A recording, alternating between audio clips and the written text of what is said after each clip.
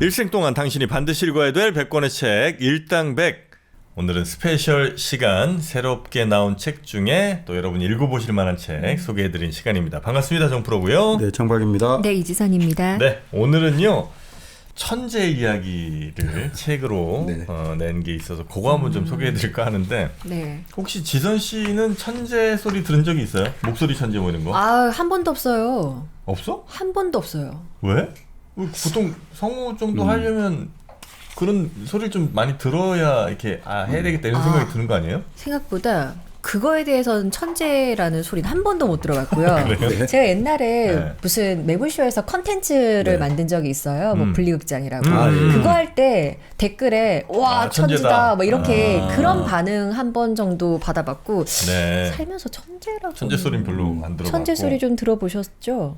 아니 뭐 저도 뭐 이게 가끔 듣는데 진짜 그 우러나는 천재라고 느껴서라기보다는 그냥 뭐 대단하다는 의미의 그냥 수사적으로 천재 뭐 이런 얘기 이제 들어봤는데 별로 뭐 저도 진짜 저를 천재로 느끼는 사람 별로 없는 것 같고요. 제가 생각하기에 제 주위에서 가장 천재는 정박님. 그렇지.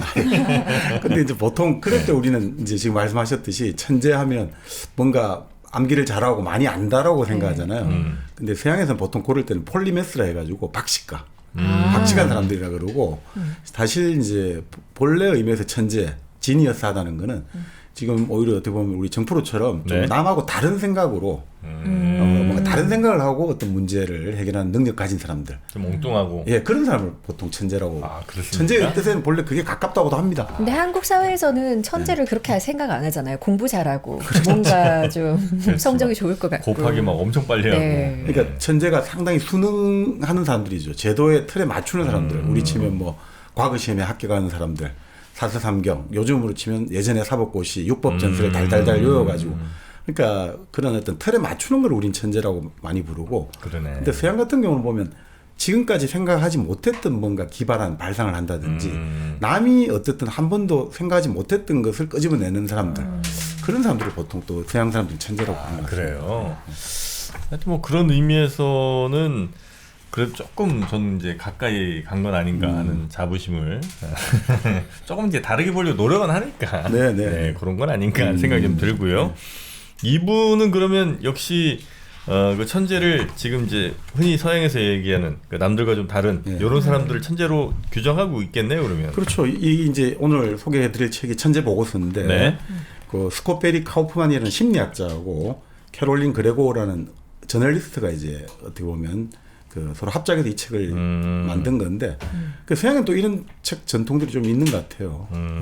하나의 어떤 과학자들이 가지고 있는 전문성 지식이 있는데 그것들을 대중화에게 전달하는 것은 아무래도 저널리스트가 잘 하지 않습니까? 네네네. 그러니까 뭐 우리나라 소개된 괴짜 경제학이라든지 그리고 혼돈으로부터의 질서 이런 것들 보면 어떤 학자가 있고 그리고 아주 대중적인 저널리스트가 붙어가지고 그렇게 책들을 많이 내는 것 같습니다. 네네. 그래서 여기 바로 이제 이 천재 보고서에는 어떻게 보면 이 천재라는 게 뭐냐 창의적인 사람들인 거죠. 그래서 그렇다면 우리도 뭐 천재들의 뒷이야기에 뭐 열광하고 낙담하고 이럴 필요 없고 그냥 어떻게 하면 좀 더 창의적인 그 천재를 만들어내는 창의적인 사고 방식이랄까 특징들 이런 게 뭐가 있는지 네. 천재들도 좀 이해해 보면서 그러면 또 우리도 그런 창의력을 키우면 또 천재가 될 수 있는 거 아니냐. 그래서 그런 좀 창의적인 사람들이 지닌 어떤 10가지 특징들 요것들을 이 책에서 하나씩 아주 다양한 사례를 가지고 네네네. 재밌게 서술하고 있는 것 같습니다. 네. 근데 그건 그 사회에 얼마나 천재가 많냐, 천재가 잘 되냐는 그 사회가 얼마나 개방적이냐, 여기에도 좀 많이 영향을 받을 것 같아서 네. 그런 면으로 보면 우리가 그렇게 천재가 살기 편한 사회는 좀 아닌 것 같다. 그러니까 남들하고 다른 생각이라든지 다른 행동들을 허용해 주는 것들이 바로 사회적 환경이라고 한다면 지금 말씀대로 그런 이제 서양 같은 경우는 중세 종교의 억압에서 풀려났을 때 그러니까 특히 뭐 17세기 같은 경우는 그냥 뭐 10대 천재라 해가지고 과학이든 뭐 어마어마한 분야에서 천재들이 많이 탄생했죠. 네.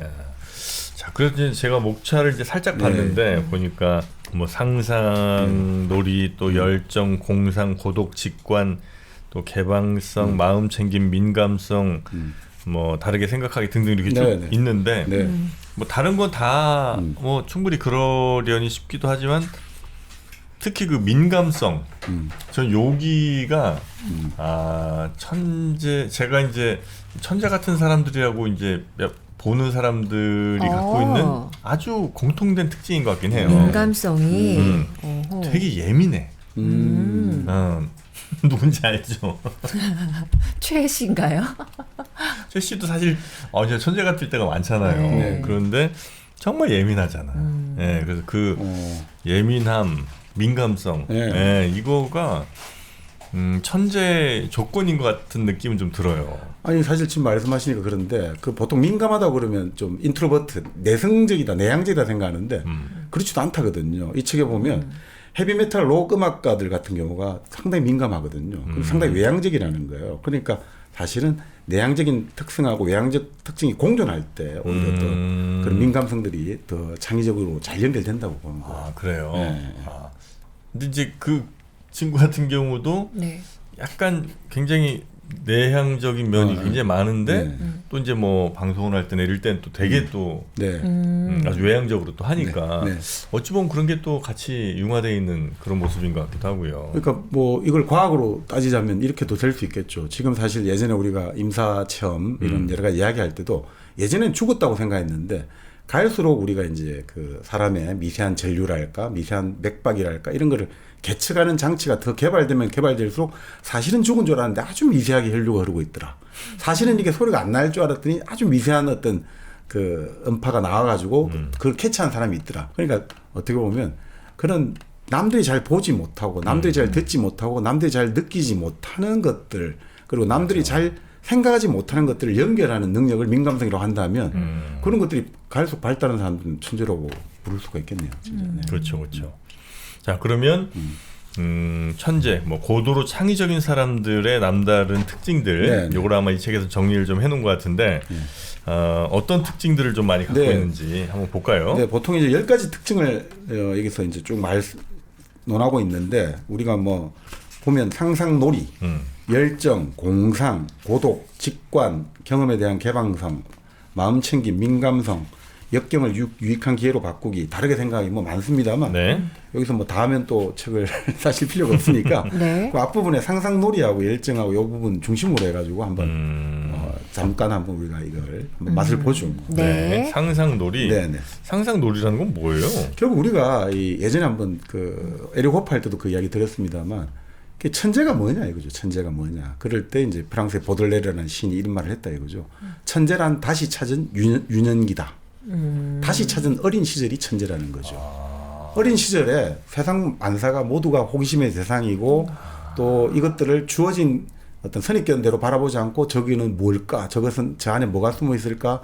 저것은 어떻게 보면 다른 것에 뭐가 연결되어 있을까? 이런 끊임없는 이제 상상의 나래를 펼치지 않습니까? 바로 그런 것들. 이게 바로 이제 상상놀이라는 거죠. 그러니까 어린아이의 마음이 되는 거다. 이거하고 비슷하게 볼 수 있을 것 같습니다. 이거 똑 떨어지는 비유는 아닐 수도 있겠습니다만 가끔 이제 아주 그 분야에 좀 일가를 이루신 분들 네. 그분들의 공통점 중에 하나가 네. 되게 천진난만함이잖아요. 아, 그렇죠. 네, 그리고 되게 막 호기심도 많고 뭐 새로운 뭐가 있을 때 보통 이제 나이 뭐 60, 70 이렇게 넘어가면서부터 조금 무뎌지기 네, 네. 마련인데 그분들은 그게 없는 것 같아. 그리고 음악가들 중에 음악가들. 그 천재성이 이렇게 막 폭발할 때가 막 사랑에 눈 떴을 때, 막 20대 때, 그때 음악 감수성이 가장 예민하고 좀 신선하게 다가오더라고요. 가사도 그렇고. 그 지금 사실 말씀하시니까 그 천재가 어린 아이의 어떤 느낌을 연상시킨다고 할 네. 때 그게 우리 대중적으로 가장 각 있는 사람이 바로 모차르트죠. 우리가 그 모차르트 다룬 영화 아마데우스. 아마데우스. 거기 보면 완전히 아이잖아요. 아이. 네. 그냥 장난치고 아이들처럼 막 욕하고 방귀똥 이런 분변 용어 말하고 천진하고 물론 이제 그게 대중적으로 이제 각인된 그런 모습입니다만 어쨌든 이제 그런 것들을 연상하시면 아 천재는 어린아이의 특성을 가지고 있다. 순진무구하고 천이무봉이다. 그래서 천재지 않습니까? 사실 말 그대로 천품으로 타고난 거예요. 그죠? 네. 자연스럽게 선천적으로 타고났다. 이런 것들이죠. 그래서 실제로 아이들이 어떤 놀이를 한다든지 아이들이 어떤 이런 이야기를 하고 이런 거 들어보면 깜짝깜짝 많이 놀라지 않습니까? 그러니까 바로 그런 것들, 결국 상상놀이, 상상을 할 수 있는 것들이 창의적인 어떤 사람들의 남다른 특징 중에서도 이제 가장 첫 번째로 꼽고 있는 거죠. 네. 이 책에서는 이제 그 사례로 그 슈퍼 마리오 있지 않습니까? 네. 그 게임을 개발한 미야모토 시게루라는 이제 일본 게임 개발자 이야기를 들고 있어요. 네. 그 이 사람이 어떻게 해서 이렇게 전 세계적으로 히트를 친 슈퍼 마리오 브라더스를 개발했느냐? 네. 그러니까 아주 일본의 시골 마을에서 자랐는데 어릴 때부터 항상 그 나무 조각이라든지 끈을 가지고 장난감을 스스로 만들고 스스로 만화를 그리거나 인형을 만들어가고 스스로 연극을 하고 그런 산과 계곡을 탐험하기도 했다. 그러니까 이게 참 핵심 같아요. 여기서 그렇게 이야기 나오는데 사실 자연 속에서 보낸 경험이 어떤 비디오 게임 만들 때 엄청나게 도움을 많이 줬다는 거예요. 그러니까 지금은 사실 우리가 어릴 때부터 비디오 게임을 많이 보다 보니까 자연을 접하지 않는데 네. 역설적으로 비디오 게임을 만든 개발자들은 자연 속에서 자랐던 게 자기들한테 도움을 줬다고 하거든요. 네. 동물의 숲 같은 것도 보면 네. 자연 이런 것도 많이 나오고 네. 슈퍼 마리오도 보면 그렇죠. 이렇게 뭐 어디 막 굴뚝 타고 내려가고 네. 뭐 나무 같은 거 막 올라가고 뭐 이런 게 있으니까. 네. 그렇긴 하네요. 예, 그러니까 사실 그 자연에 대한 감각이 모든 이제 어떻게 보면 창의성의 감각의 원천이 된다고 하니까 그러니까 좋은 게임을 만들려면 사실 막 어릴 때부터 게임 많이 한다고 좋은 게 아니고 자연을 많이 경험을 할수록 이제 자연이 보여주는 좀 불가 예측성이라든지 항상 네. 새로움이라든지 이런 것들하고 좀 많이 관련돼 있다는 말도 지금 하죠. 방금 말씀하신 이 시게루라는 사람이 젤다의 전설이라는 게임을 만들었다고 네네네. 했잖아요. 슈퍼마리오보다 젤다의 전설이 더 유명해요, 요즘에는. 진짜? 요즘 친구들은 진짜 젤다의 전설이 정말 게임계에서 혁신처럼 느껴져요. 저도 아, 해봤는데 네. 너무 아름답고 너무 뭐? 힐링되고 뭐 하는 게임이에요, 그건?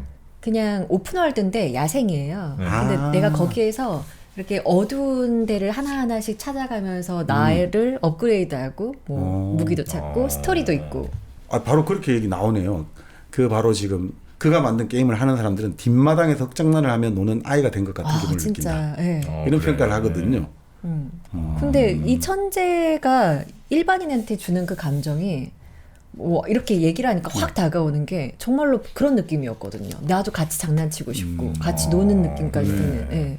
그리고 이 사람은 가장 특징이 단순하게 이제 우리가 게임하면 그냥 게임 이런 것보다 무엇이든 재밌는 게임으로 만들 수 있다 이런 철학을 갖고 있대요. 그래서 지금 우리 그 유명한 위핏 있지 않습니까? 위핏. 네. 이 사람이 개발했다고 아, 되어 있는데 그래요? 자기 체중 다이어트 하려고 하는 노력을 게임으로 만들려는 그 시도를 가지고 그걸 만들었대요. 닌텐도 위피. 네, 네. 또 보면 막 이렇게 그 손잡이 같은 거 이렇게 하나 네, 들고 맞아요. 막 뭐 다이어트도 하고 네. 뭐 복싱 뭐 이런 비슷한 것도 하고 했는데 아 그런 게 모든 내 뭐 생활 이런 것들이 다 게임이 될 수 있다. 그러니까 어렸을 때 좀 놀아야 돼. 그렇죠. 예, 그쪽 여기도 책에도 나옵니다만 스위스의 그 숲 유치원 같은 데는 4살에서 7살 사이 아이들이 이제 다니는데 네. 하루 종일 논대요. 좋겠다. 하루 종일 밖에서 놀면서 시간을 보내고 비가 오든 해가 뭐 나든 계속 숲속 뛰어다니고 같이 놀이하고 알아서도 뭐 지네들 뭘 만들어서 또 놀이 시키고 하는데 그러니까 뭐 예를 들어 무슨 글씨 배우고 뭐 더하기 빼기 이런 거 네. 이런 건 정말 아주 최소한의 수준. 그러니까 자기 이름 쓰는 거 정도는 가르치나 봐. 그러면 되지. 네 이름만 쓸 줄 알면 된다. 그래서 그것도 이제 땅바닥에 쓰는 걸로 가르치나 봐요. 땅에 손가락으로 이렇게. 그러니까 그 정도 하면 되는. 사실은 뭐 언제부터 우리가 애 때 그렇게 공부를 했어요. 영어 유치원 다니잖아요. 애들이. 한국은 영어 유치원 가고 영어 배우고. 그러니까 지난번에 우리 바보의 벽 그 저자가 항상 강조하는 게 그러니까 오히려 어린 시절에 그 자연에 대한 감각을 키우기 위해서 그래서 이분은 산촌 유학을 많이 권했거든요. 그러니까 지금 말씀하고 똑같은 이야기인데 스위스의 숲학교처럼 그냥 풀어놔라는 거예요. 근데 그렇게 풀어놓다 보면 어느 순간에 애가 그 뭐라고 할까 그 겨울물이 쫄쫄 흘러가고 그 나무 사이로 햇살이 반짝 빛나고 노을이 지고 이런 걸 하면서 애들이 이제 감성이 어느 순간부터 트이기 시작하면 공부라는 것이 예전에 이제 우리 또 출연하신 선생님이 말씀하셨습니다만 공부도 논리를 가지고 지식을 쌓는 것 같지만 그 근본 바탕에는 감성이 깔려 있어야지 공부도 잘 되고 기억도 잘 된다고 했지 않습니까? 네. 바로 그렇기 때문에 오히려 어릴 때가 평생 우리 학습의 바탕을 쌓는 단계이기 때문에 그럴 때는 오히려 그 놀이를 통한 게 필요하다는 거예요. 그러니까 놀이를 통해 가지고 이게 낯선 것을 익숙한 것으로 바꾸는 호기심을 계속해서 이제 자극하고 그리고 그걸 가지고 사실 의미를 부여하는 능력을 만드는 거니까 새로운 걸 만들어낼 수가 있다. 뭐 이렇게 이제 보는 것 같습니다. 네네. 그래서 어릴 때 이렇게 막 그 나뭇잎 사이에서 햇살 비추는 걸 이렇게 이렇게 눈 찡그리면서 막 네. 바라보면서 저 햇빛이 꼭 뭐 아주 논리적으로 생각하지 않더라도 어디서 어디까지 이렇게 올 수 있는 건지 뭐 이런 것들을 그냥 네. 막 그냥 몸으로 배우는 거. 그렇죠. 예, 그런 게 참 좋은 것 같은데 요즘 참 우리 친구들한테 그럴 기회가 많지가 않은 것 같아서. 그러니까요. 놀이터에도 흙이 없어요 이제는. 아 그렇죠. 다 그 우레탄 같이 푹신푹신하게 맞아. 너무 무릎 까이면 안 된다고. 안전만 너무 강조하다 보니까 뭐 그렇죠. 안전을 뭐 강조하지 말라는 건 아니지만 또 뭐 무릎 가지고 뭐 어디 베고 뭐 좀 찢어지고 하는 거 이 정도는 좀 감당해야지. 어떻게 하나도 안 다치려고 그래. 그렇죠. 우리가 이제 어린아이가 처음에 이제 누워서 기고 하다가 걷기를 배우려면 일단 일어나가지고 네. 계속 넘어져야 되잖아요. 네. 그러니까 그게 무릎에 계속 그 찌어야만 이렇게 걸을 수가 있는데 우리는 이제 그거 자체가 아프니까 싫고 바로바로 넘어가려고 하는데 결국 이런 어떤 원초적인 경험들이 많으면 많을수록 결국은 풍부한 어떤 내 앞으로 삶의 원천이 되기 때문에 네. 그러니까 사실 그런 이야기를 하죠. 그러니까 예술가일수록 그런 어린 시절에 경험들이 많이 쌓인 사람들이 예술가 된다는 거죠. 그러니까 사실 지금 그래서 많이 놀지 못한 사람들이 결국 어른이 되어서 놀려고 하는 게 바로 예술이라는 거예요. 마음의 놀이터가 예술 작품이라는 거죠. 그것도 결국 그걸 통해 가지고 우리가 상상 놀이를 한다는 거죠. 그 그림을 보고 음악을 듣고 소설을 읽고 하면서 상상 놀이하는 게 결국은 우리 그 창의성을 키우기 위한 무의식적인 생존 노력 아닌가 이렇게 이제 보고 있습니다. 네, 여기 뭐 책에도 있습니다만 비디오 게임 디자이너 제인 맥고니걸이 이제 그런 얘기를 한 모양이에요. 그러니까 우리가 게임처럼 그냥 재미로 하는 일의 많은 부분이 실제로 삶의 행복이라든지 아니면 회복 탄력성, 그러니까 내가 막 다 지친 것 같은데도 다시 일어날 수 있게 만드는 예, 그런 회복 탄력성이나 아니면 업무 성과나 창의성에도 매우 중요하게 작용을 하더라. 그래서 우리 아예 뭐 아무것도 안 할 수는 없겠습니다만 꼭 뭐 어디 저 무슨 펜션 가고 꼭 뭐 그런 걸 호텔 뭐 어디 좋은 데 가서 이렇게 애들 놀리는 거 말고 그냥 뭐랄까 차라리 캠핑. 네, 그래서 네. 이제 애들이 자연 상태에서 막 맨발로 숲도 좀 걸어보고 벌레들도 이렇게 좀 만져보고 네. 먹어도 보고 아주 심각한 거 아니지. 네, 네. 네. 벌레 먹어도 큰 문제 없어. 예, 그런 경험들을 좀 아이들이 좀 했으면 좋겠다. 그렇죠. 결국 그 상상을 할 때, 상상 놀이를 할 때, 그러니까 우리가 일상적인 물건을 새롭게 이제 롤을 정하는 거잖아요. 뭐 여기서 보면 자, 이 바나나를 전화기로 설정하자. 인형은 아기로 설정하고 레고는 자동차로 설정하고 이런 식으로 이제 자기가 주변의 물건이나 공간을 상징화하는 연습을 한단 말이죠. 자, 그렇게 상징적인 행동을 계속 하다 보면 이 사고도 발달하게 되고 언어도 발달하게 되고 사물과 사물의 연상작용도 발달하게 되고 그러니까 이 놀이를 하면서 생각하고 이미지하고 감정하고 다 같이 연결하는 아주 종합적인 하나의 어떤 감수성, 지성 이런 것들을 개발하는 훈련을 한다는 거죠. 그러니까 네.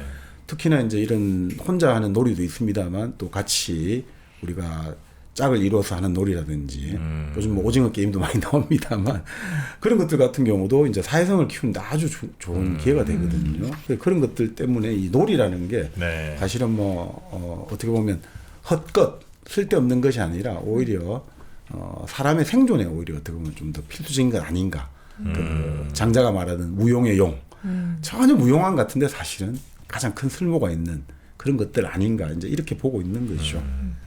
그 어른들 되면 특히 이제 놀이랑 거리가 너무 멀어지잖아요. 안 그래도 별로 어릴 때도 우리는 잘 못 놀았지만 어른 되면 그때부터는 애 때나 뭐 이렇게 노는 거지. 근데 꼭 다 그런 건 아니겠습니다만 그 뭐 미국이라든지 하여튼 다른 나라들을 보면 어른인데도 이렇게 애 같은 장난을 치는 게 아주 부끄러운 일은 또 아니거든요. 참 신기한 게 미국에서 건너왔다는 이제 검은 머리 외국인 친구를 한 명 봤는데 완전 저희랑 다르더라고요. 일단은 명절을 대하는 게 굉장히 재밌는 놀이라고 생각해요. 그래. 천진난만한 뭔가가 있더라고요. 그렇죠. 그래서 궁금했어요. 왜 그러나. 우리는 막 어른 돼서도 이렇게 놀이처럼 네. 그렇게 막 하면 아유 저거 철 안 들어서 어떡하냐. 저 지 인생에 그렇게 진지하지 못해서 이런 얘기를 많이 듣는데 네. 사실은 그런 그 천진난만함이든 아니면 늘 놀이와 같이 이렇게 삶을 좀 대하려는 태도가 어찌 보면 네.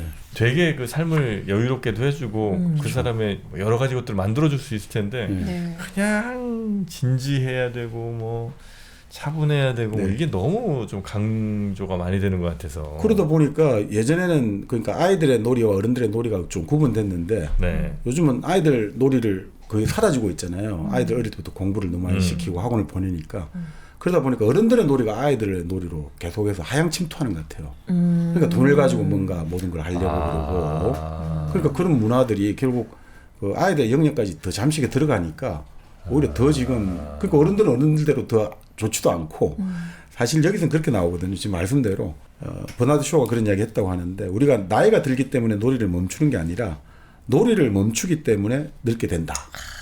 그러니까 놀이를 안 하니까 늙게 된다는 거예요. 그러니까 우리 예전에 저 뭐 일론 머스크도 하고 뭐 여러 스티브 잡스도 하고 여러 사람들이 살펴보면 아주 장난꾸러기들이 많단 말이에요. 그렇죠.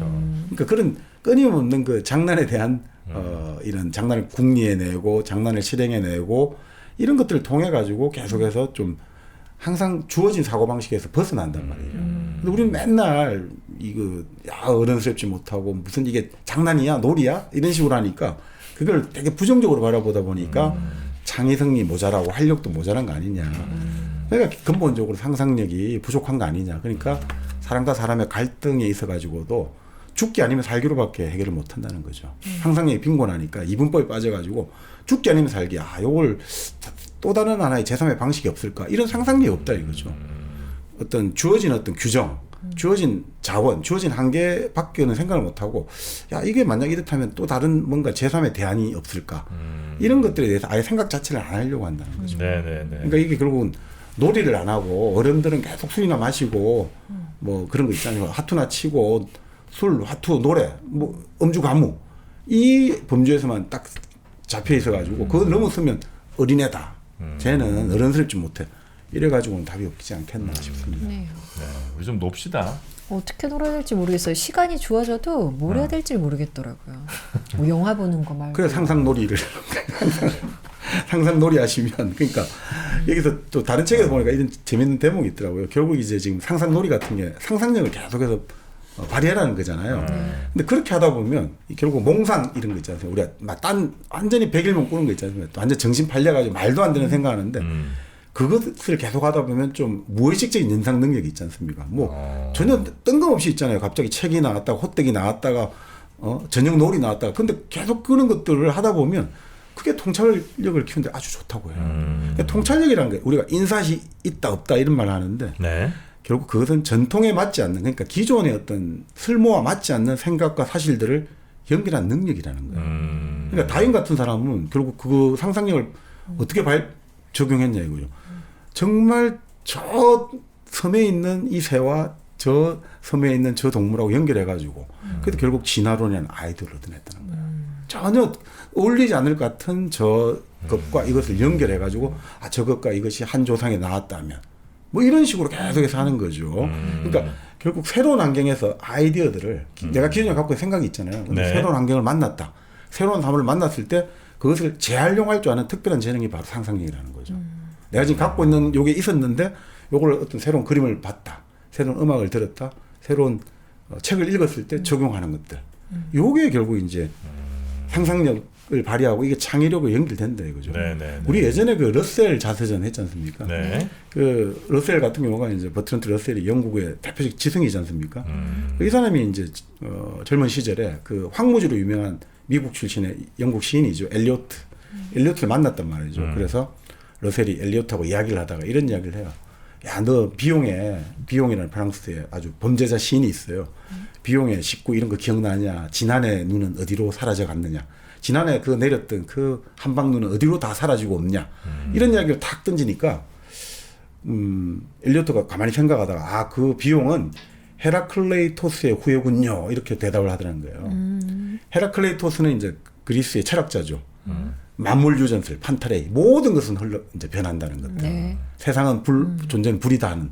그러니까 이런 식으로 받아친다 이거죠. 자, 지난해 내린 눈은 어디로 사라졌느냐. 이렇게 세상에 모든 건 변한다니까. 자, 그것은 철학적으로 헤라클레이토스의 후예구나.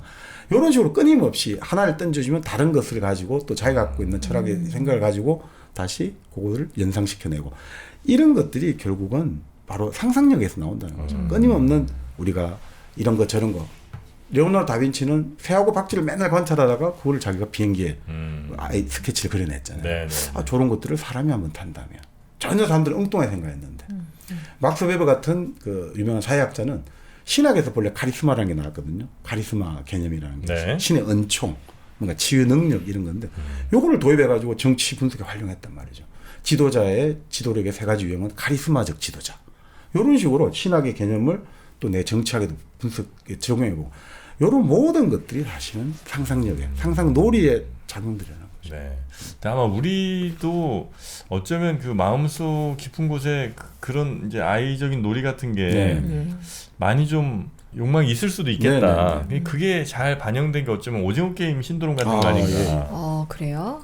그 애기 때 막 애들 네, 때 네. 막 놀았던 이게 물론 이제 그 저 드라마 자체도 이제 뭐 스토리가 좀 있었습니다만 이 현실에서 좀 네. 떠나서 그런 어떤 나를 완전히 세상과 분리된 어떤 공간에서 애들 때 했던 그 놀이를 막 하게 되는 딱지치기, 공기놀이, 네. 제기차기. 그거가 조금 녹여져 있는 그런 컨텐츠가 아닌가 하는 생각도 해보게 됩니다. 그러니까 이런 이야기도 있거든요. 이 책에 그 세상에 태어나가지고 20살이 될 때까지 그때까지 우리가 경험하는 여러 가지 기억들, 인상, 감정 이런 것들이 이 삶에서 가장 큰 재료가 된다는 거예요. 저도 그럴 것 같아요. 네. 예를 들어서 공부만 하다가 대학교 가서 군대를 갔다 와서 첫사랑을 한 사람과 네.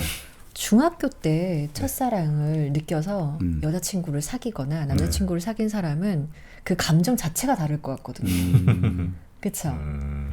그런 많은 다르죠. 완전 다르죠. 네. 그렇죠. 그때 어떻게 보면 직접 자기 삶으로 겪은 감정하고 그 이후의 삶이라는 책이라든 여러 가지 매체를 통해 가지고 접하면서 또 겪는 감정하고 완전히 다를 수밖에 없겠네요.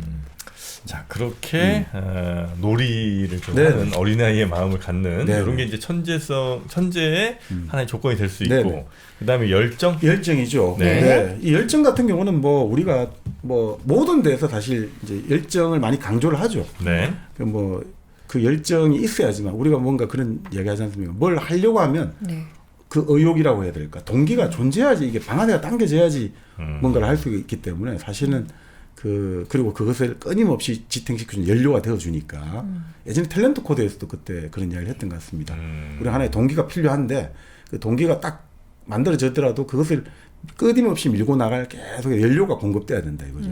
그게 열정인 거죠. 저는 10개 중에 아까 민감성 말씀하셨잖아요. 네. 전 열정이 가장 중요하다고 생각했거든요. 열정이? 그런가? 이 천재성이 나만이 가진 천재성이면은 의미가 별로 없을 것 같아요. 나만이 가지고 있는 천재성 의미 있나요? 있지 않습니까? 나만이 아무도 몰라. 그러니까 아무도 모르는데 아무도 모르는. 나만 가지고 있어. 나만 혼자 몰래 갖고 있다고? 그래서 나만 내가 스스로 천재라고 하면 그게 무슨 소용이 있어요. 근데 누군가에게 보여주려면 그 열정이 있어야 될 것 같거든. 나의 천재성을 보여주고 싶어하는 열정. 이걸 밀어붙여서 해내는 능력. 그 사실 근데 자기 소개도 결국은 나 혼자 있는 게 아니고 복수의 여러 자신이 있으니까 네. 결국 그것도 자기 소개 누군가에게 보여주고 싶은 것들이 있을 거예요. 그러니까 말씀대로 분명히 이게 나만의 천재라고 한 그 순간에도 결국 누군가를 의식하고 있는 거니까 그리고 꼭 그것이 직접적으로 보여주든지 간접적으로 보여주든지 차이지. 네. 그래서 반드시 맞습니다. 누군가를 의식할 때 열정은 불타오를 수밖에 그리고 없습니다. 포기하지 않고. 그렇습니다. 네. 그렇습니다.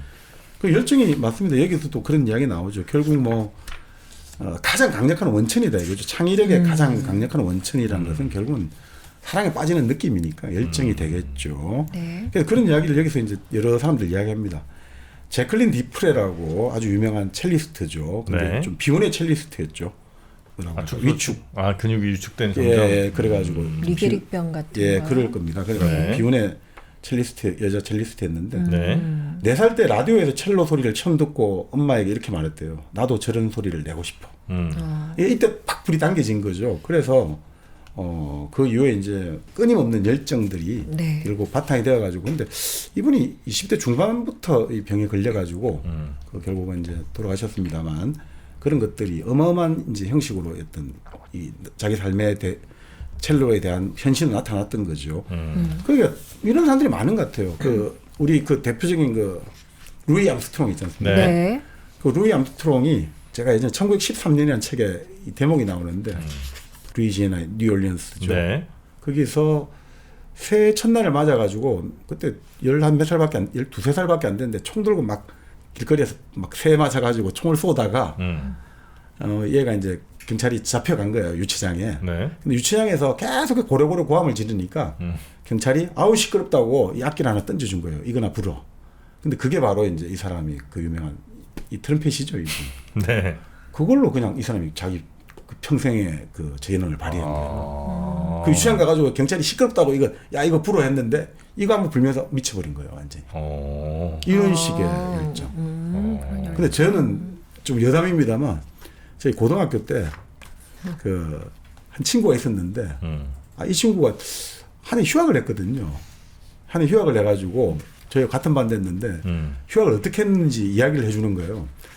자기가 어느 날 그냥 얌전한 학생이었는데 그 당시 이제 고등학교 이제 1학년 때 그 나이트라는 게 있었거든요.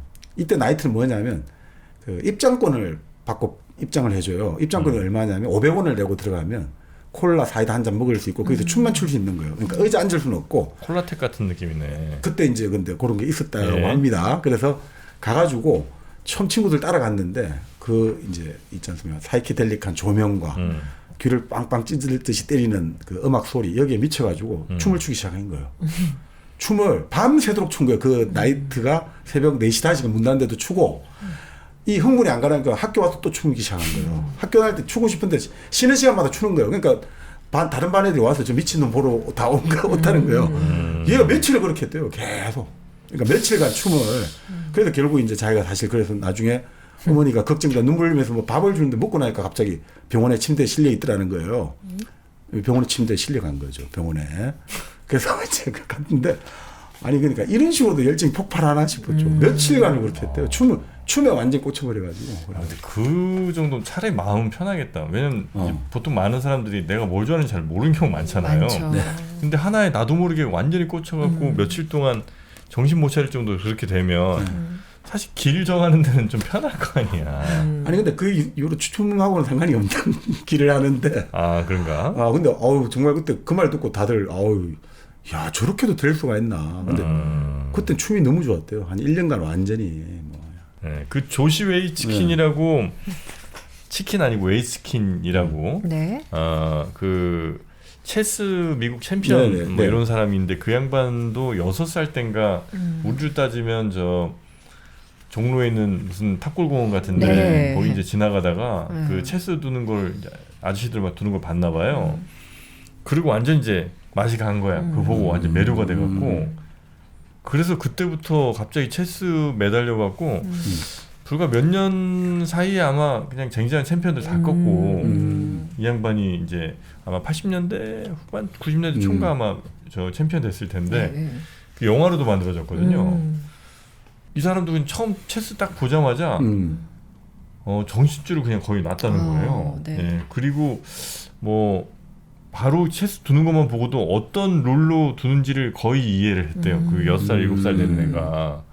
그런 거 보면 참 천재들은. 그러니까 우리 그때 일론 머스크 같은 경우도 그 바로 10대 초반이었네. 어린 시절에 그때 바로 딱 컴퓨터 표지 그림 보고 완전히 그 꽂혀가지고 꼼짝을 안 하고 그만 뚜렷지게 바라봤고 손정희 네. 같은 경우도 IC 칩 회로도 딱 보면서 완전히 그냥 몇 시간을 그냥 황홀했다. 이런 식의 그러니까 그게 결국 이제 그런 황홀감을 주니까 그 열정이 바탕돼가지고 결국은 지독하게 성실하게 일한다는 거죠. 이 열정이 있어야지 결국은 일을 할 수밖에 없지 않습니까? 네. 집중력이 생기고 우리 예전에 뭐 그 여러 가지 뭐 프랑스의 철학자들 이런 거 이야기할 때도 그 해변가에서 그 사람들이 뛰어놀고 막 온갖 스나던저가 다 몸을 과시하고 하는데도 몇 시간 동안 책밖에 안 본다는 거예요. 고도의 집중력을 발휘하면서 그리고 식사를 하면서도 밥을 먹은 것도 잊어버리기 일쑤고 그런 식의 그러니까 이 열정이 있어야 또 체력이 감당이 될 수밖에 없습니다. 사실 보면 우리가 뭐 재능을 천재 여러 개 할 때 가장 중요한 노력을 열심히 해야 되잖아요. 그럼 체력이 필요하잖아요. 그러니까 사실 어떤 제가 좀 찾아보니까 피에르 베리라는 철학자가 있는데 이 사람은 죽기 전날까지 몸이 완전 쇠약한 상태에서도 밤 11시까지 연구하고 다음날 죽었대요. 어떻게 그럴 수 있지? 그러니까 이 막스 베버 아까 말씀드렸습니다. 막스 베버 같은 경우에 강연을 한번 하지 않습니까? 그런 사람들이 완전 이 사람이 뿜어내는 화산 같은 용암에 화산 터져 나오는 그 에너지에 다들 흠뻑 젖는다는 거예요. 그리고 예를 들어서 노벨상 경제학자를 했던 허버트 사이먼 같은 사람은 이 강의할 때 막 에너지가 뿜어 나오는데 이 사람들이 이 에너지를 비유하자면 한밤중에 100만 도시 전체를 밝히는 막 그냥 전기 같다는 거예요. 그 정도의 힘이 있다는 거죠. 저도 예전에 한번 대학 다닐 때 이제 그런 열정 넘치는 교수님들 강의 기억이 나는데 그 돌아가신 김윤식 교수님 같은 경우는 이 막 한 200~300명 모아놓고 강의할 때도 이야 이분은 뭐 나이 그때 환갑된 나이에도 이 뭐라고 합니까 2시간 동안 이 강의를 하는데 와 그냥 쫙 몰입되는 느낌이 있지 않습니까? 그런 것들이 한번 기억이 납니다. 그러니까 그래서 보통 이런 사람들이 노력을 이렇게 열정 때문에 하기 위해서 하루 한 30시간밖에 안 잤다고 하죠. 대부분 이제 천재라고 할 때 우리가 머리가 좋은 사람도 있지만 그걸 끊임없이 노력으로 이어낼 수 있는 게 천재인 것 같아요. 그래서 뭐 토마스 제퍼슨 같은 경우도 그 미국의 현대 대통령이죠. 매일 공부는 학생들에게 11시간은 기본 해야 된다. 11시간은 기본으로 해야 된다. 우와. 그리고 이 어떤 정치학자 같은 경우 조지 브라이디 같은 경우는 당신은 어떻게 이제 이런 시간을 공부할 시간을 마련합니까? 나는 딱 일주일에 하루 저녁만 쉰다. 하루 저녁만 쉬고 날마다 새벽 2시까지 공부한다. 그리고 가끔은 물 한 모금 안 마시고 집중 공부할 때는 아침 8시부터 밤 8시까지 그냥 딱 한자리에 앉아가지고 12시간 동안 물 한 모금 안 마시고 공부를 한다. 그래서 그 유명한 메이너드 케인스 같은 경우도 항상 과로 상태였대요. 그래서 케인스가 일찍 죽은 거 아니냐 이런 말을 하는 사람도 있고 그 조지프 니덤이라고 중국의 과학과 문명이라고 아주 유명한 그 지금도 그 책이 후학들에 의해서 만들어지고 이어 나오고 있거든요.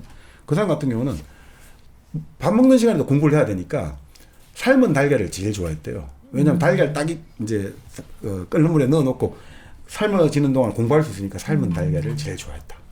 이런 이제 이야기가 많죠. 그래서 뭐 진짜 뭐 미셸 푸코 같은 경우는 유명하지 않습니까? 푸코 같은 경우는 그 책을 많이 쓰기도 썼는데 우리 같은 경우는 보통 이번에 책 쓰셨지 않습니까? 시대유감. 정영진의 시대유감입니다. 근데 이 미셸 푸코는 감시와 처벌 같은 경우는 엄청나게 또 두꺼운 책이고 이런 우리가 보통 그런 한 700~800페이지 책 쓰고 나면 탈진하고 한 달은 쉬어야지 이렇게 하지 않습니까? 이 사람은 그날 딱 원고 탈고 했지 않습니까? 바로 오후에 바로 또 다른 주제 책을 집필을 시작했대요. 그렇게 하지 않으면 그러니까 그 아까 말씀드린 김윤식 교수한테 다른 학자들이 물은 거예요. 후학들이 술 한잔 마시고 좀 미친 척하고 물은 거죠. 아니 도대체 선생님은 우리와 똑같은 사람이고 하루 24시간 똑같은데 어떻게 이렇게 많은 책을 쓰고 논문을 쓰고 대한민국에 나오는 모든 소설을 다 읽어대십니까? 그러니까 딱 한마디 했다잖아요. 나는 자네들처럼 사람들 만나고 술 마시고 이러지를 못하네. 나는 항상 새벽 3시에 일어나가지고 그날 써야 될 원고지 10장의 20장을 딱 쓰고 또 책을 읽고 또 학교에 나와서 강의를 하고 그런 다음 또 집에 돌아와가지고 하고 이 생활을 지금까지 했다네. 그러니까 내가 다른 사람들의 삶을 같이 갈 시간이 없었다네. 그러니까 이 책을 쓸 수 있었지 않냐 이거죠. 그러니까 인간관계라는 게 거의 사실상은 뭐 우리가 좋은 뭐라고 할까 뭐 가장이라고 할까 또 그리고 좋은 어떤 친척들에게 좋은 친척이 되어주고 이런 건 사실상은 할 수가 없는 거죠. 그러니까 자녀가 없었거든요. 그 모든 것들이 집중하셔야 되니까 자녀가 없었죠. 그러니까 사실 대부분의 이제 독신 천재들이 많은 이유 중에 하나가 가족이 있으면 내가 이 열정을 이게 분산된다 이거죠. 그 진화론의 찰스 다윈 같은 경우도 결혼의 단점이 있다 이거죠. 시간이 손실되고 저녁 독서가 불가능하다. 그래도 결혼은 그 유명한 웨지우드 가문의 딸하고 결혼했습니다. 그런 만드는 웨지우드. 그래서 그러니까 그런 이야기를 많이 합니다. 사실 그러니까 이 열정이 결국 뭐 모든 것에 집중하고 몰입하는 건데 그러려면 사실 또 많은 또 이제 다른 희생, 있죠. 희생이 필요한 네. 거죠. 근데 네네. 그 열정은 도대체 어디서 나오는 걸까요? 그 열정. 네. 일단은 기본적으로 아이 때 그 놀아야 되는 게 난 기본이 있다고 봐요. 아, 아이 네. 때 그렇게 놀고 그 다음에 뭔가에 이렇게 푹 이렇게 빠진다. 뭐 어떤 거에 이렇게 확 이제 네. 어떤 거에든 아주 빠지는 경험들이 다 있잖아요. 네. 근데 그거에서 빠졌을 때 그 좋은 기억이나 아니면 응원을 좀 받으면 그런 거에 더 자주 갈 수 있는데 보통은 이제 부모들이 내는 사람들이 공부에 빠지는 거 말고는 다들 안 좋아하시니까 근데 그런 거 다 잘라내니까 이제 네. 점점 스스로를 그런 어떤 몰입이나 이런 거에서 좀 네네. 벗어나게 하려는 네, 맞습니다. 물론 또 요즘 이제 스마트 기기 같은 것들이 워낙에 이걸 또 방해하기도 하고 하는데 그러니까 그런 것들이 좀 있지 않나? 네, 하는 그러니까 이 책에서는 그렇게 나오네요. 조화로운 열정하고 강박적 열정이 있는데, 네. 네. 그러니까 지금 말씀대로 이제 공부 말고 여러 가지 자기의 마음에 맞는 분야들이 있지 않습니까? 네. 그런 활동에 참여할 때 보통 사람들은 이제 그렇게 내가 하고 싶은 걸 일할 때 우리가 보통 하고 싶은 것과 해야 되는 것이 하나가 될 때 그때 그러면 열정과 일상이 구분이 안 되고 하나가 되니까 그럼 나는 얼마든지 이게 통제가 가능하다고 생각하니까 오히려 열정도 삶과 하나가 되니까 열정 자체가 불길이 돼서 내 삶을 장악하지 않거든요. 그럼 통제가 가능하고 오히려 조화를 이루어가지고 더 창의적이 되고 근데 강박적인 열정이 있잖아요. 네. 그러니까 이런 사람들 같은 경우는 어떻게 보면 내가 뭔가 성취를 이뤄가지고 사회적 인정을 받아야 된다고 생각하는 거죠. 그렇게 되면 이거는 자기 열정을 통제하고 있다고 느끼지 못하고 또 외적인 보상 때문에 자기 열정을 해야 되니까 사실 좀 건강하게 통합은 안 되는 거죠. 그리고 이제 스스로를 약간 좀 괴롭히는 거 네네네. 좀 필요해. 네, 약간 좀 완전 파괴적인 거 말고 네. 예, 스스로 이렇게 막 좀 억압하고 약간 스스로 그런 걸 이렇게 만들어 놓고 뭐 하나 안 지키는 거, 뭐 하나 이제 안 하는 거를 이제 스스로 지키는 것들을 이렇게 한두 개 만들어 놓으면 그걸 안 지킬 때 나 약간 좀 괴롭지만 불편하지만 네. 그래도 그거 하고 나면 또 약간 스스로 뭐 만족시켜지는 네. 게 있거든요. 그런 것들을 이제 조금씩 늘리다 보면 그러니까 아예 그냥 타고난 천재들이야 뭐 어떻게 하겠어요. 네. 근데 이제 그런 사람들이 아닌 우리 같은 보통 사람들은 네. 그런 스스로 만드는 제약이나 어떤 그렇죠. 선 같은 것들을 해놓고 그거를 내가 지키기 위해서 뭐 노력하는 것들을 좀 몇 번 이렇게 반복하다 보면 네. 약간 그게 좀 재밌어진다. 그러면 우리 후천적 천재 정영진님께서는 네. 그런 게 있어요? 스스로 제어하는 거 아, 궁금하네요. 있죠. 절제하는 게 있지. 뭔데요? 저는 얼마나 네. 참 아름다운 아니 그런 거 말고 것들 많이 보고 싶겠어요. 그거 스스로 절제하면서. 그거 말고, 그런 거 말고? 제발. 봐봐, 내가 어쩌면 지금 왜 그렇게 정프로는 일을 많이 하세요? 이러지 않나요? 네. 어쩌면 그게 스스로를 제어하기 위한 하나의 장치일 수 있다는 생각 안 해야 됩니까? 내가 놀고 싶은 거를 이렇게라도 참고. 난 스스로 만들어 놓는 거예요. 네, 계속 네. 내가 놀지 못하게. 나는 어차피 아침도 놀게 저녁에 되면 계속 스케줄이니까. 어허. 어때? 뭐 그런 자기 자신을 사랑하는 것도 열정의 한 부분이 되겠죠. 그러니까 네. 어떤 미래에 내가 이런 목표상을 생각하고 꿈을 생각하고 사랑하는 것도 좋은데 그 꿈을 이루기 위해서 이제 견뎌야 되는 일상의 과정들 그런 자신조차도 사랑하라. 그게 사실 열정이라는 거죠. 여기서는. 맞습니다. 그러니까 우리가 뭐 예전에 도사가 되려면 3년은 뭐 나무를 자르고 3년은 물을 기르고 이런 과정을 통해서 뭐 하나씩 머틀도사 배워가지 않습니까? 그게 결국 따분한 일상을 거쳐야지만 너가 하늘을 날 수 있고 뭐 축지법도 쓸 수 있다. 이런 것들 이제 비유하는 거 아닌가 싶습니다. 네. 자, 이 천재 보고서 그 외에도 이제 다양한 예, 예. 이 테마로 이렇게 네. 정리를 좀 해놨는데 네. 아마 우리 모두 스스로 다 뭐 천재일 수는 없겠죠. 네, 네. 네, 그러나 천재들이 이루는 그것들을 우리는 부러워는 하잖아요. 네, 그래서 부러워하죠. 어떻게 하면 거기에 비슷하게 네. 가깝게라도 갈 수 있을까를 한번 생각해보고 노력해보고 싶으시다면 네. 이런 책 보면서 네. 천재들의 특성 혹은 천재들이 네. 어떻게 이제 만들어지고 일어났는가를 좀 약간 엿보시면서 네, 네. 비슷하게 한번 가보시는 것도 예, 좋은 예. 방법입니다. 그렇죠. 그리고 여기서 뭐 하나만 마지막 여기 많은 팁이 있는데 네. 재미있는 한 팁만 소개해드리면 네. 그러면 우리가 이제 하나의 어떤 천재적인 천재 보고서에 나오는 좀 창의적인 뭔가 10가지 특징들 중에 새로운 방법이 뭐가 없냐 네. 여기 나옵니다. 샤워기를 틀고 그 속으로 뛰어들어라. 응? 샤워기를 틀으라는 거예요. 어허. 보통 우리가 샤워를 하면 긴장을 푸는 건 알잖아요. 네. 근데 이 저자가 연구를 해보니까 샤워기 헤드 공급업체하고 연구를 해봤대요. 그 돈을 받아가지고. 전 세계 사람들의 79%가 샤워 중에 새로운 아이디어를 떠올린 적이 있다고 한다. 와. 샤워 중에? 샤워 중에. 그러니까 일반적으로 일할 때보다 샤워할 때 아이디어를 더 많이 얻는 제 거예요. 주위에도 그런 사람 몇 명 있었어요. 네. 샤워 중에? 네. 혼자 하라는 거예요, 그러니까? 아니 그게 아니고 샤워 혼자. 아니 뭔가 자기가 너무 네. 답답한 일이 있는데 네. 그럴 때마다 자기는 샤워를 한다는 네, 네, 거예요. 네, 네. 그러면 좀 새로운 아이디어가 떠오른다고. 우리 예전에 아르키메데스 이 금이 진짜 금인지 이게 금하고 섞였는지 할 때 고민하다가 결국 유레카인 게 유레카, 예. 바로 물에서 목욕 물하고 접해 있다가 뭔가 새로운 걸 왜 떠올리잖아요. 그러니까 여기 이 사람이 기본적으로 하는 게 샤워를 해라. 샤워를 하다 보면 오히려 우리가 외부 세계와 단절돼 가지고 내 공상 내 내적 욕구 기억 이렇게 하다 보면 뭔가 예상치 못한 연결이 휙 떠오른다는 거죠. 네. 그럴 수 있겠다. 이게 약간 좀 내 눈에 지금 이제 내 주변 것들이 너무 선명하게 보이는 네, 것보다 네. 조금 뿌옇게 보이는 게 그렇죠, 그렇죠. 뭘 상상하는데 더 좋은. 뭐가 그렇죠. 아니 그러니까 진짜 그런 거 같아. 네. 뭔가 안개 속에 있는 것 같고 그 사이에서 뭔가 떠오른다. 저는 약간 이 얘기를 들으면서 조금 반성하는 게 하나 있어요. 왜 저같이 좀 약간 게으른 사람은 샤워할 때 뭔가 생산적인 일을 하고 싶다 생각해서 예. 꼭 뉴스를 들어요. 샤워할 때. 그 샤워 물줄기에 뉴스 소리가 잘 들리나요? 크게 해놓고 크게. 듣는데 문제는 뭐냐면 우리가 살면서 그 순간순간마다 사실 느끼고 네. 해야 될 게 있잖아요. 네. 근데 이 휴대폰이라는 게 너무 간편하다 보니까 어디든지 맞아. 들고 다니면서 뭐 화장실을 갈 때도 샤워를 할 때도 뭔가 계속 한단 말이에요. 귀로 듣고. 맞아. 그래서 이런 창의적인 순간들을 내가 놓치고 있었네.